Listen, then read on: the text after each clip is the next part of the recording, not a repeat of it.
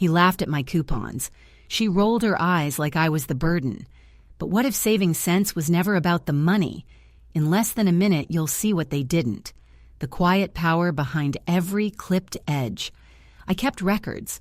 I stayed small so they could feel big. They thought they were in control. This is my story, and it's not what you think. Thank you for being here. Have you ever been called too careful or felt invisible in a room you built? Drop a word in the comments. Anything. Where in the world are you right now? What hour finds you here? And if quiet stories with sharp edges speak to you, stay close and subscribe. There's more coming. One more damn coupon and I'm calling her a hoarder. He said it while chewing turkey, smirking like it was the joke of the night. And my daughter? She laughed. Not loud, soft enough to pretend it was innocent, sharp enough to let it slice. I held my fork mid-air a second too long, pretended to study the pattern on my napkin, pretended not to hear, but it hit. Oh, it hit. I always knew my son-in-law was a fool, but hearing my daughter, my own blood, laugh with him about me. That was the kind of cold that doesn't come from outside. It spreads from your ribs outward, quiet, clean, final. Mom, we love that you're resourceful, she added, like I was a stray dog that learned to open a cabinet. Resourceful. I paid off their second car. I covered their groceries when he was between jobs. She grew up on coupon dinners, clearance Christmases, hand-sewn Halloween costumes. Now she acts like my saving habits are a performance, an embarrassment. I push my plate away. Silence wrapped the table like plastic wrap, tight, uncomfortable, shiny. They moved on, chattered about babysitters, iPhone upgrades, brunch reservations, as if I wasn't there, as if I'd never been. And yet, I was sitting at my table, in the house I bought, on the chairs I scrubbed when no one else would touch the bleach. I glanced at him. He drank from my glass, tapped on his phone while I was mid-sentence, didn't look at me once. He had already won, hadn't he? Hey, babe, he said to my daughter. You think if we hide her scissors, she'll stop clipping coupons? They both laughed again. But this time, something cracked. Not loudly, not visibly, but I felt it. In my spine, in my lungs. Like the first tug of a thread you didn't know was holding everything together. I didn't yell, didn't defend myself, didn't make a scene. I just stood up, walked out of the dining room and into the bathroom. In the mirror, my face. The lines I know like old roads, eyes that had stayed open through sick nights, foreclosure notices, 3 funerals, and something else, something new. It wasn't hurt. Not really, it wasn't sadness. It was silence. But a kind of silence that comes before a storm. I went into my bedroom and pulled out a notebook from the closet. Green cover, duct-taped spine, bent corners. My coupon journal. On the first page, dates, brands, totals. I tracked every cent I saved, every week, for 22 years. On the last page, in thick black marker, one number, $62, 8147.83. That's how much I'd saved for them. Not for me, for them. I closed the book, and for the first time in a long time, I smiled. Not big, not bright. Just enough. You laughed at my coupons? Fine. Let's see what happens when the coupon queen starts playing by your rules. Maybe it's time you stop pretending you're saving us money. That's what she said the next morning, as if I'd been caught stealing from my own kitchen. She didn't say it with cruelty. That would have been easier. No, she said it like a suggestion, like I should be grateful for her tone. I was standing by the pantry organizing the cereal boxes by date, a habit I've had since '92. She leaned in the doorway, holding her coffee like it made her important, watching me like I was some little domestic ghost that haunts the corner of her life. I mean, all that clipping and organizing, I just don't want you exhausting yourself over cents. Cents. Cents that paid their rent when she dropped out of college. Cents that bought her prom dress when her father's hours got cut. Cents that kept the heat on the year we couldn't afford December. I didn't answer her. I didn't need to. Instead, I waited until they left. The house was quiet again, the kind of quiet that isn't peace, just absence. I pulled out the second notebook, the bigger one, filed behind the cleaning manuals beneath the tin where I keep the expired coupons I can't bear to throw out. It was heavier than I remembered, labeled Full Record 2002-2024. Pages and pages of every coupon used, every item matched, every sale tracked. No one ever saw it but me. I sat at the kitchen table, the one he now eats breakfast on, and started flipping through. Diapers, when Emily was 2. Peanut butter. Buy 2, get 1 free. Every third week for a decade. Gas discounts from store points, toothpaste, vitamins, shoes, and receipts. Taped in, dated, annotated, neat. It wasn't just numbers. It was my life's quiet work, my invisible math of survival. I totaled the column again. 62,847.83. That's what I saved for my family. Not earned, saved. By being mocked, by being boring, by being resourceful. My hands were still. My mind wasn't. I remembered the week her braces cracked and the insurance refused to cover it.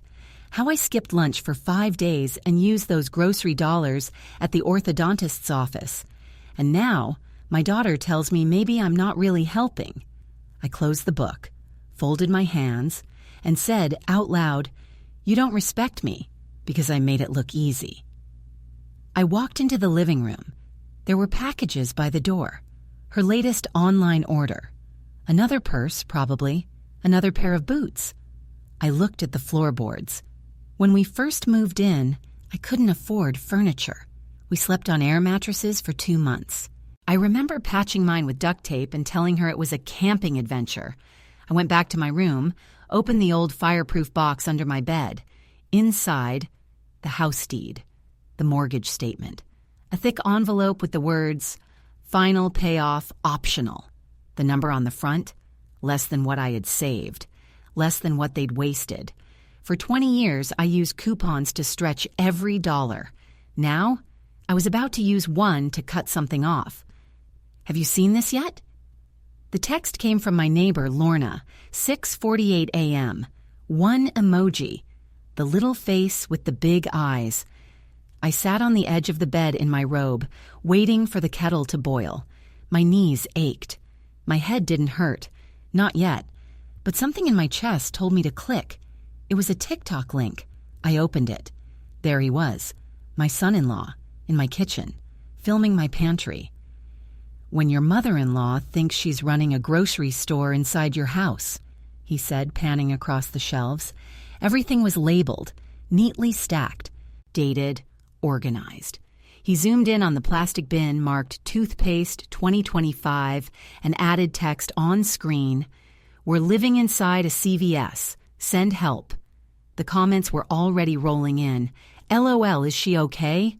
That's low-key scary. Tell her it's not the war anymore." And then, her voice. My daughter. Off camera.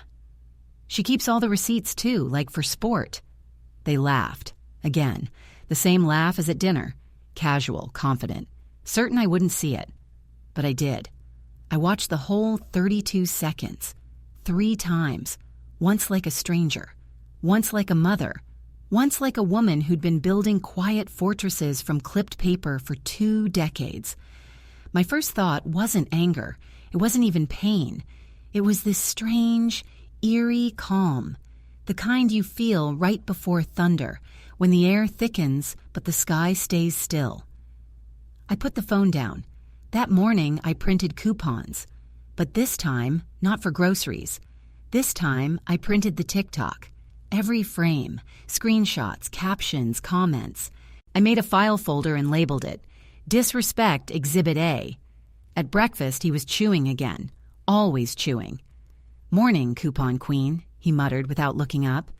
I said nothing, but I slid the TikTok printout across the table, face up. The exact moment he called me low-key scary. He froze, fork in midair, eyes flicked down, then up, then down again. "It was just a joke," he said. I sipped my coffee. "So is your degree," I replied. He blinked. I smiled. Just a little. I stood up, walked to the window, looked out at the maple tree in the yard, the one I planted after my husband died, the one I fertilized with coffee grounds and banana peels because we couldn't afford soil for a while. That tree was taller now, rooted, unshakable, just like I was becoming again. They posted me online, made me a joke, but the joke reached 64,000 people overnight. Some of the comments, harsh, some mocking. But one stopped me. Honestly, she's the only one who looks like she knows what she's doing. Can you just sign this real quick? He said it while drying a dish, rare for him. His voice was sweetened with fake casualness, like syrup over expired pancakes. I looked up from my crossword. The paper in his hand was already unfolded, pen clipped to the top corner.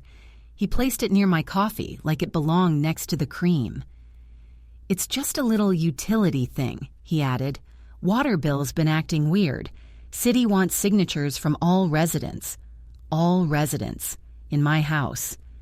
I stared at it for a moment too long, not because I was confused, but because I wasn't. The last time someone handed me something just to sign, it was in 1987. Hospital release forms. I lost my mother that night. Since then, I read everything, even receipts for milk. Sure, I said calmly, and I took the pen. But instead of writing, I stood up, still holding the papers, and said, I think I left my glasses in the bedroom. I'll be right back. He smiled, too quickly. In my room, I didn't look for glasses. I opened the second drawer of my nightstand. Inside, the business card of Carla Jensen, a lawyer I'd met at a coupon swap meet last year. She gave a talk on elder rights and property protection. Everyone else was there for the 2-for-1 taco voucher. I stayed for her entire presentation. I snapped a photo of the paper, sent it to Carla with one word, urgent. By the time I came back to the kitchen, he had already gone upstairs. I laid the unsigned paper on the counter. Then I waited. Not for him, for the reply. It came 1 hour later. Yes, this is an ownership transfer clause, hidden in the fine print. Do not sign. Call me tonight, I can help.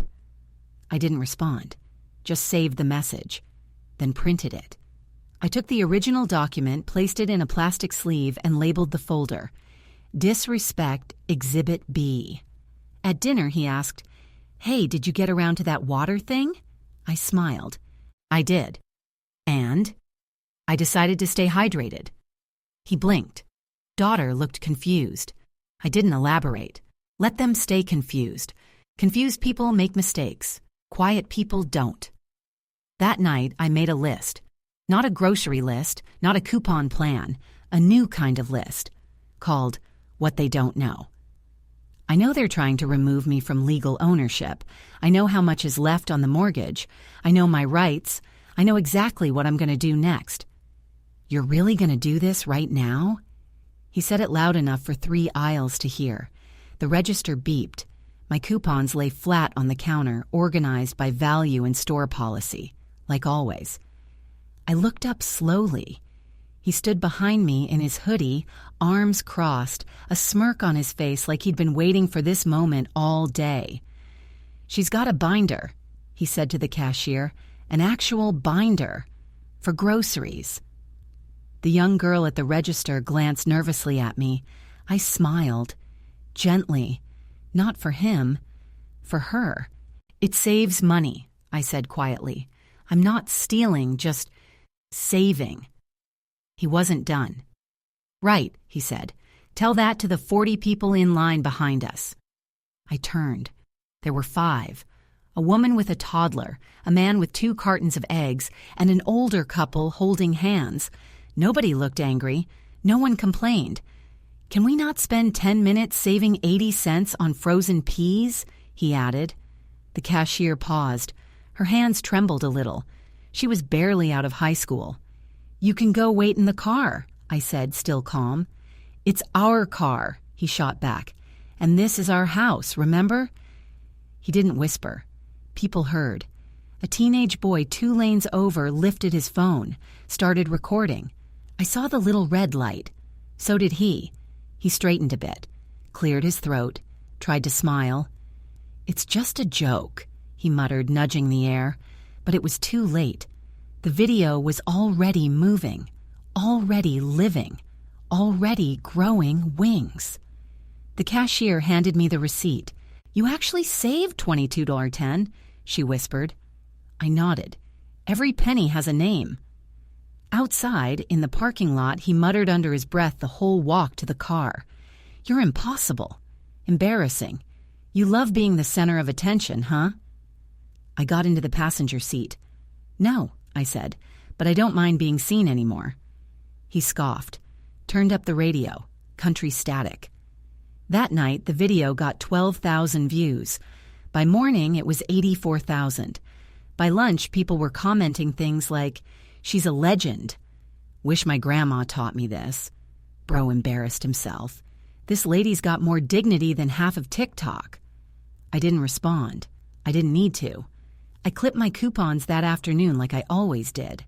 But this time, I clipped them knowing I wasn't the only one watching anymore. You don't need a lawyer. It's not that serious. They're family. That's what people say when they want you to stay weak, small, manageable. But I didn't go to Carla Jensen's office because I was scared. I went because I was done being scared. Her office smelled like peppermint and old printer ink. Stacks of papers lined the walls. She wore thick glasses and a sharper smile. "You're not the first one," she said, flipping through the documents I brought, "but you might be the quietest." I handed her the TikTok screenshots, the forged utility form, my deed copy, the current mortgage balance. She scanned, highlighted, underlined. "You're still the primary owner," she said finally. "They live there out of kindness, not law." "They call it our house," I said. "They're wrong," she replied, "legally and morally." Then she leaned forward. "You know you could pay this off." I blinked. "The house?" "Yes, the remaining balance. It's not a fortune. You've done the math. You'd own it outright, quietly, without asking anyone's permission." I didn't speak. Not right away, because in that moment, I saw it. Not revenge. Not victory. Power. Not loud, angry power. Soft, documented, irrefutable power. I left her office with a folder labeled Ownership Acceleration Option and a new fire in my bones. At home, they were gone. Shopping, brunch, something expensive. I opened my coupon journal, checked my separate savings ledger, a different notebook, hidden. Everything matched. I could do it. I could pay the whole thing off, today, right now, with the money they never knew I had. I made a list that night. Things I paid for. Their college books, their first car deposit, their missed rent, their broken washer, their dental emergency, their wedding rehearsal dinner, this house. Then I wrote, things they paid for. The line stayed blank. The next morning, I called the bank. The woman on the line was young, polite, and didn't ask why I was crying. I wasn't sad. I was just releasing pressure. 20 years of it. "Yes, ma'am. We can process a final payoff today," she said. I smiled. "Then let's do it." I printed the confirmation, stamped it, filed it. New folder. Disrespect. Closed. They came home that night with sushi. "We brought you tempura," my daughter said, voice sing-song. "You love tempura." I smiled. I did. Then I went to bed. Not because I was tired, but because tomorrow the house would be mine. Only mine. Again. And this time, they would learn what that really meant. The courthouse wasn't busy. Gray floors, fluorescent lights, a pen chained to the desk. I stood at the window holding the final check in a manila envelope. There was a woman ahead of me arguing about a parking ticket, a man behind me sighing into his phone. But I just waited. Patient. Still. Like the weather before a storm. "Next," the clerk said, barely looking up. I stepped forward, slid the envelope under the glass. She opened it, brows raised. "Paying off your mortgage?" "Yes." All of it? Every cent. Her hands paused. Well, all right, let me process that. Click, tap, stamp, paper slid, printer hissed. You'll get the title deed in 2 weeks, she said. Congratulations. I nodded. Thank you. That was it. No music, no applause, just paper, ink, and finality. I walked out the glass doors into the sun. Not lighter, not yet, but unchained. At home, the living room was cluttered again. Shoes on the couch, empty Amazon boxes, something spilled near the wall. Where have you been? My daughter asked. Errands, I said. You didn't answer my text. No, I didn't. She blinked, looked down at her phone, didn't press. He came in 5 minutes later, slapping a receipt on the counter. Your almond milk was full price. Just saying. I looked at him, really looked, and thought, you don't know yet. You're living in a house you've already lost. That night, I placed one paper in my kitchen drawer, right under the spoons, a copy of the full payment confirmation. I left it sticking out, just a little. Enough for someone snooping to find it, not a trap. A lesson. I slept better than I had in months. Dreamless, heavy, whole. The next morning, they were quieter. He made his own toast. She skipped coffee. Something was shifting. They could feel it. They just didn't know why. And I made my grocery list, checked my coupons, put on a fresh blouse. At the bottom of the list, I added something new. Begin again. It happened on a Tuesday, a quiet morning. He was at the sink, making protein powder grunt noises. She was scrolling on her phone, eyes glassy from too much blue light and not enough self-awareness. I placed a cream-colored envelope on the kitchen table, right between the salt shaker and the unpaid cell phone bill. No one touched it. Not at first. They circled it like it might explode. What's this? My daughter asked finally. Open it, I said, calmly slicing a banana. She pulled the flap. He leaned over her shoulder. Silence. Then, what the hell is this? It was the full mortgage release, the final statement, the deed confirmation, in my name, solely, stamped, sealed, filed. You paid it off? She asked. I nodded. With what money? Mine. You didn't ask us, he snapped. I looked at him like I was observing a bird fly into a window. I didn't need to. But we're a household. You're guests. The word landed like a slap. He stepped back. She sat down. You can't just... I can. There are laws. And I followed every one of them. That's the difference between us. I took another bite of banana. Chewed, swallowed. Set the peel aside. Then I slid 2 more documents across the table. One was a notice of occupancy termination. The other, a timeline for departure. 30 days. She stared. He laughed. Laughed like a boy caught cheating on a test. You're serious? He said. You're kicking us out? I'm taking my home back. She began to cry. Not sobbing. Just that thin, controlled kind of crying that makes people uncomfortable.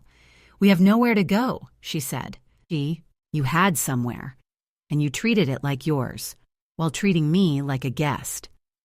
He was pacing now, hands on his hips, checking his phone like some magical clause might appear on Twitter. This is revenge, he snapped. You're being vindictive. No, I said. I'm being precise.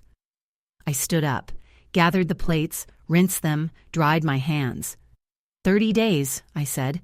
No need to rush. And then what? Then I changed the locks. I didn't cry. I didn't shake. I didn't raise my voice. Because power doesn't yell. It signs. It stamps. It hands you a paper with your future written in black ink. The video had been posted again. Not by him this time. By a stranger. Someone in line at the store that day. I didn't know it until Lorna texted again. Girl, you need to read these comments. I clicked the link. Same footage. Me at the register. Coupons in hand, calm as a glacier. His voice in the background, loud and smug. But this time, the caption read, She's not cheap. She's strategic.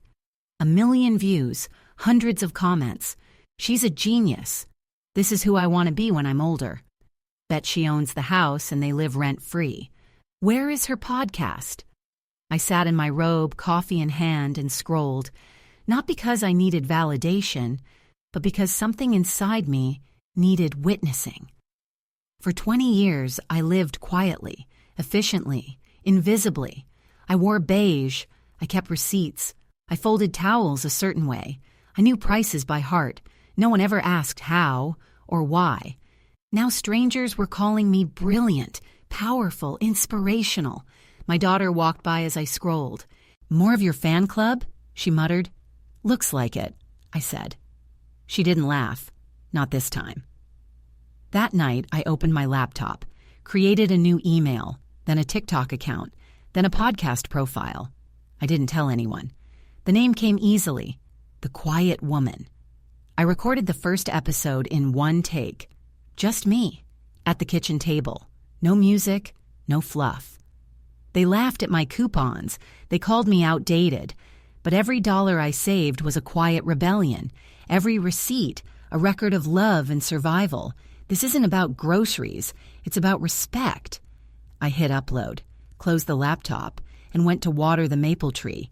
Its roots were deep, its trunk wide. It had survived storms, snow, drought, and kept growing. Just like me. The first letter came 3 days after the podcast dropped. Handwritten, in blue ink, careful script, no return address. I clipped coupons too, not because I had to, but because it made me feel in control when my husband emptied our bank account for the 3rd time. "Thank you for speaking." I read it twice, then once more, folded it back up, placed it in the tin where I used to keep emergency scissors. The second letter came the next day, then 5 more, then packages, then postcards, women, all older than 50, all invisible, until now. One card simply read, "You reminded me I exist." I cleared out the basement that week, moved the junk, donated the winter coats no one wore, painted the walls, hung a shelf, then another, then a third, labeled them stories, survival, soft things. I called it the new pantry. It wasn't for food. It was for women like me, women who saved, who endured, who were ignored, until one day they weren't. I opened the space on Sundays, no advertising, just a paper sign on the porch. "If you've ever been underestimated, come in." And they did. 2 at first, then 4, then a dozen. They sat, they shared, they wept without shame. They clipped coupons and wrote letters and planned small escapes. One brought coffee cake. Another brought an old sewing kit. A third brought the courage to leave her adult son's basement. My daughter didn't ask about it. She passed by the door and looked inside. Once. Said nothing. I said nothing back. Because this wasn't for her. This was for the women who never asked for anything and gave everything. That night, I recorded episode 2. They thought coupons were just about groceries, but for us, they were a form of self-respect. We saved, not because we were cheap, but because the world never gave us margin for error. The next morning, I opened a new folder, labeled it, "The Ones Who Saw Me," and I filled it, 1 letter at a time. She knocked. Not rang, knocked. Soft, like memory. I opened the door slowly. She stood there in a hoodie, no makeup, eyes puffy, a face I used to rock to sleep. "Can I come in?" she asked. "For now," I said. We sat at the table. Same table where she once ate macaroni shaped like dinosaurs. Same table where she called me embarrassing for buying clearance laundry soap. Same table where I signed the papers that ended her stay. She held a mug with both hands. "I'm sorry, Mom," she said. "We were wrong." I didn't speak, just watched the steam rise. "He pushed me to mock you. I should have stood up. I didn't. I let you down." I nodded. She looked relieved, too relieved. "We've been staying at a friend's. It's hard," she added. I waited. Then came the real reason. I was wondering if maybe we could come back, just for a while, just until we figure things out. There it was. I stood up, walked into the kitchen, opened the drawer, pulled out my phone, scrolled, found the screenshot. The text wasn't meant for me, but I had it anyway, from her to him, sent last night. Just cry a little. She'll fold. She always does. I set the phone face up on the table. She read it, didn't deny it, didn't speak. That mother doesn't live here anymore, I said. She swallowed. Please. You wanted the easy version of me, the one who folds laundry and boundaries, who saves money but not herself. She lowered her eyes. We need you. No, you need the me you thought would never leave you behind. I walked her to the door. She didn't argue, didn't cry. She just left. Quietly. I stood in the silence for a long time. Then I whispered, not out loud, just to the air between us, I will always love you, but I won't let you make a home inside me that burns mine down. That night, I baked bread, the kind she used to love, but I didn't eat it. I wrapped it up, left it on the porch. No note, just warmth and distance. It started with a podcast shout-out.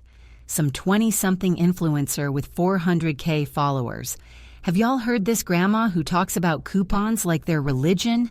I swear she's a philosopher. The clip went viral. Not because of her, but because people found me. By the end of the week, 38,000 downloads, 5 news articles, 1 email from NPR. We'd love to have you on. Your voice matters.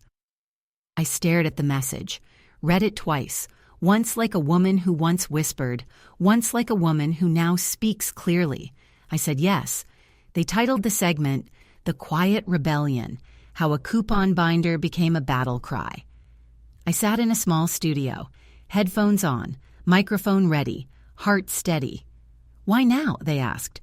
Why speak out after all this time? Because silence was misread as consent, I said, but it was just exhaustion. After that, everything shifted.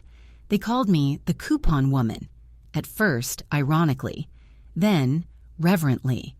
Women from every state messaged me. You saved my pride. I play your podcast while driving to a job I hate.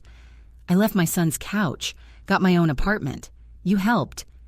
My daughter laughs at my coupons too, but not anymore. One letter came from a retired librarian in Ohio. She'd opened her own version of the new pantry. Twice a month, tea and stories, coupons optional.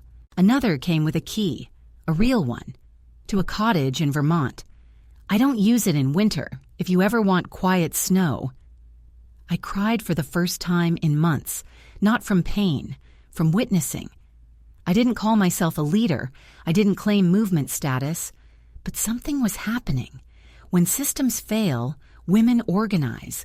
When voices dim, women whisper to each other and build fire from breath.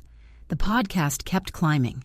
I recorded every Tuesday, same chair, same mug, just me, a mic, and the truth. Episode 12 ended like this. They called me frugal, then fragile, then irrelevant. Now they call me wise. But I've always been the same woman. The world just changed lenses. The letter came in a white envelope with no return address, but I knew the font. I knew the formatting. And I knew the ego behind it. A cease and desist. He was suing me for defamation, for emotional damages, for unauthorized public portrayal. Because I told the truth. Because strangers liked it. I brought the letter to Carla. She scanned it once, twice, then rolled her eyes so hard it might have caused weather. Oh, please, she said. This won't last 5 minutes in court. Will I need to speak? I asked. Not much. He's about to talk himself into a corner. Court was scheduled for a Wednesday. He showed up in a wrinkled blazer and fake confidence. She wasn't with him. I wore gray. No makeup. No jewelry. Just calm. The room was quiet. Uncomfortable. He liked that. Until he started talking. He rambled about how I manipulated the internet, how I damaged his reputation, how he couldn't sleep. The judge blinked at him, then asked me, "Ma'am, did you name this man on your podcast?" "No, Your Honor." "Did you post a video of him?" "No, he posted himself." "Did you lie?" "Not once." The judge nodded, looked at him. "Mr. Whitman, you're not being defamed. You're being witnessed." Case dismissed. No drama, no yelling. Just the sound of his name echoing in a room that didn't side with him. Outside, a reporter caught him. He shoved the camera, yelled about cancel culture, stormed off. I walked right past him. A woman in a yellow coat stopped me. "You don't know me," she said, "but my daughter listens to your podcast, and now she listens to me." That was the real verdict. Not the paperwork, not the gavel, the shift. Back home, I opened a drawer and filed the court order. New label. Disrespect resolved. I poured a cup of tea, sat by the window, watched the maple tree move in the wind. He left noise. He left threats. He left small. But what I had built, it didn't shake. It didn't shrink. It grew. I took the long way home, past the street where we lived in a one-bedroom with chipped paint, past the laundromat where I once cried behind a spinning dryer, past the diner where I used to stretch a coffee into 2 hours of warmth. No one recognized me, not by face, but maybe by shape, by stillness. The world had changed, but the cracks in the sidewalk hadn't. I paused by a park bench, sat down, listened. Bird song, a distant lawnmower, someone laughing into their phone. Life, just continuing. Like it always had, like it always would. I remembered carrying a toddler on one hip, groceries in the other hand, sweat sticking to my lower back. I remembered picking up extra shifts, and coupons from trash bins, and broken pencils, and broken promises. And I remembered never breaking, not once. I looked down at my hands, a little more folded, a little more freckled, but still capable, still mine. A girl walked by, early 20s, phone in one hand, reusable bag in the other. She paused, looked at me. "Wait, are you the coupon lady?" "I am." "My mom listens to you. She's saving money for the first time in years." "Tell her I said hello." "She says you saved her life." The girl smiled, walked on. I didn't cry, I just breathed. Because that's what power sounds like when it no longer needs proof. When I got home, I made soup. Old recipe. Saltier than usual. I didn't mind. I opened the pantry. Not the one with canned goods. The other one. Letters, stories, names. Women I'd never met but somehow knew. I added one more. The woman on the bench. Mother, probably. Still carrying something. That night, I stood by the window. Same place I used to fold laundry. Same place I used to wonder if anyone saw me. Now I didn't wonder. I opened the green coupon binder one last time. The edges were worn smooth. The plastic sleeves curled at the corners. Ink faded. Still legible. Page 1, the beginning. Page 128, survival. Page 242, victory. I clipped one last coupon, not because I needed to, but because I wanted the act to stay sacred. It was for dish soap, 20 cents off. I smiled. I taped it onto the final page with clear tape. Then I wrote underneath, not because I had to, but because I could. I closed the binder, wrapped it in cloth, tied it with twine, placed it on the top shelf of the pantry. The podcast kept going. The letters kept coming. The group at the new pantry met every Sunday. Someone brought carrot cake now. Life didn't explode. It bloomed. Quietly. My daughter hasn't called. And that's all right. Not every story ends with reconciliation. Some end with clarity and quiet and a strong lock on the front door. I sit now by the window each morning. Tea. Crossword. A cat I didn't adopt but feeds herself here anyway. The maple tree outside is taller than the house. Its branches cast shade where heat once pressed. I'm not angry anymore. I'm not small. I am a woman who built safety from scraps, who saved receipts like letters, who made loyalty out of leftovers, who left nothing behind but proof she was here. Sometimes I hear people talk about legacy. I think mine is this: a drawer full of letters, a binder full of quiet strength, and a house that now holds only respect. The final clip wasn't about saving cents. It was about knowing, finally, that I was never cheap. I was priceless. If you're still with me and this story meant something to you, subscribe. There's more to come.